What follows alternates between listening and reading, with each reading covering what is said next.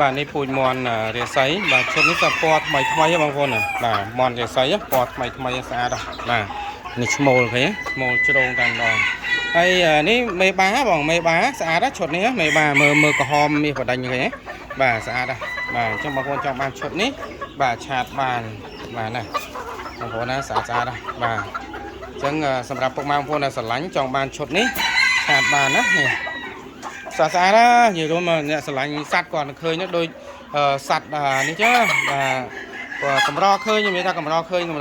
មានកសិដ្ឋាន400ដែលមានចម្រុះពូជសัตว์ច្រើនជាងគេនៅក្នុងប្រទេសកម្ពុជាបាទខ្ញុំនិយាយហ៊ានថានៅក្នុងប្រទេសកម្ពុជាទៅព្រោះថាសัตว์វាច្រើនពេកហើយពណ៌ក៏វាស្អាតពេកពណ៌នេះស្អាតមាសឆ្អិនឆ្អៅហ្មងតដេញបដិញមួយសក់ស្រូវបាទឃើញណាមើលកតុយវាងស្អាតហ្នឹងណាមួយមេស្អាតណាម៉ាត់តែម្ដងណាបងប្អូនចាំបានឈុតនេះឆាតសួរបានមានតែមួយឈុតទេបាទបងប្អូនណាមានតែមួយឈុតទេបាទនេះប្រកាសបានតែមួយឈុតកម្របានពូជវាបាទនេះបាទណា